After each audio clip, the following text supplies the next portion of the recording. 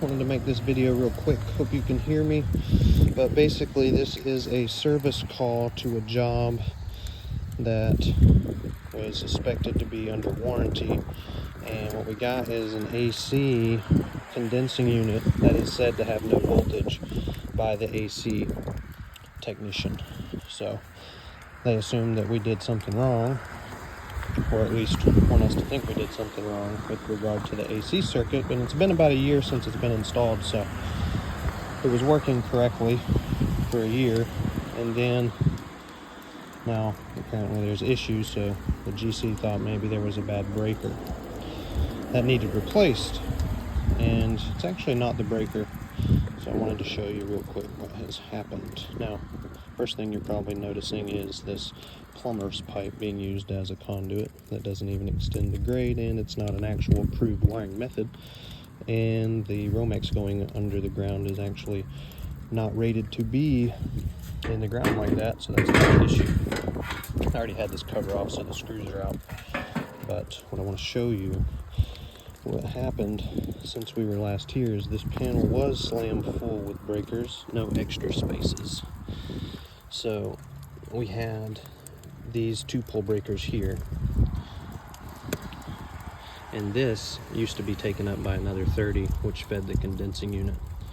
And someone came in here within the last year, the owner or someone they hired, and they had them run this Romex wire right here to the shed.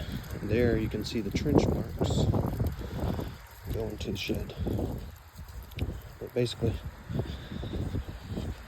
it can also be confirmed over here, where you see that same yellow Romex wire coming up above grade, going into the shed. Now, the AC actually does have voltage to it, just has only 120 volts. Because what they did was, space was attempted, they tried to attempt to create space in here for that shed circuit by adding 2 tandems. That's not going to work, because both of the AC wires are on this 30 amp breaker right here, and that's on one phase. It's not actually on the A and B phase and getting 240 volt. It's only sending 120 volt to the condensing unit disconnect, because these 2 wires are on one breaker that is clipped only onto the teeth of one bus bar underneath it, which is only giving it the voltage of one phase, which is 120. So when you look at these phase wires up here and these lugs down here, you got 120, 120 between the hot and neutral, but between the two you would have 240, and that's what that AC needs to start. So what happened is the AC tech came out here, and we shouldn't be doing this in the rain, but I wanted to show you. The AC guy came out here and took his meter and told us that the breaker's bad, because at the unit he was testing the disconnect for voltage, and he said it has 0 volts. So what I want to show you is this. If I take my meter and I stick it to this 30 amp breaker, and I go to neutral, I'm going to get 120 volts. But if I were to go on this breaker and touch both the hots coming off of it, I get 0. And that's because this meter is actually measuring the difference. See, look, I'm on both I'm on both terminals of this breaker. It's not a quad, so it's not giving us the 240 volt, and I'm touching the same phase. So it's telling us we have 0 volts, but really we have 120 to ground. And so if that AC guy would have touched the terminals inside of that disconnect, or touched the contactor inside the AC unit, he would have actually gotten eat up with 120 volts, because there is 120 volts there, but this meter is measuring the difference of potential between 2 points. And if I put them on the same point, there is no difference of potential. So it registers 0. So let's make another point here. You see these lugs? I'm gonna go hot to neutral. There's apparently another issue here.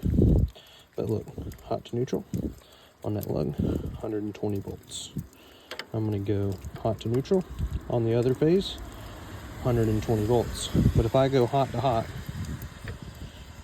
0. Okay, if I touch the same phase, 0. That's all I'm gonna read.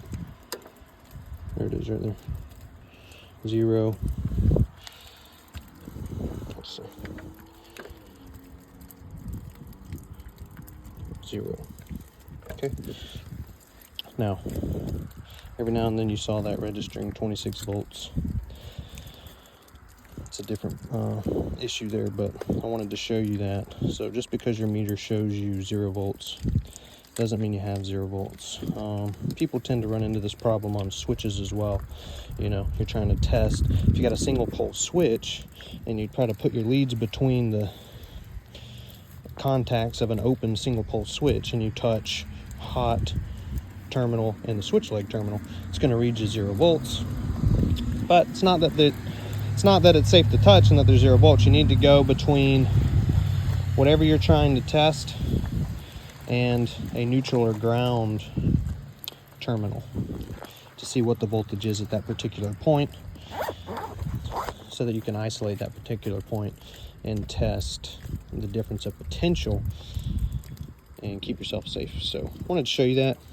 This should have been a quad, and now the only way to remedy this is I can't replace this with a quad and tie this Romex to it. It's a code violation. It goes underground. This is not acceptable. So at best, all I could do is disconnect this, pull it out, tell him not to, you know, put that back in the panel and not to tie that back in, and put my breaker back in here. I could install the proper 30 amp 2-pole, and then this shed would need to be wired up properly, in which case we could get the quad and put that in there and make room. So, hope this video teaches you something, and stay safe out there.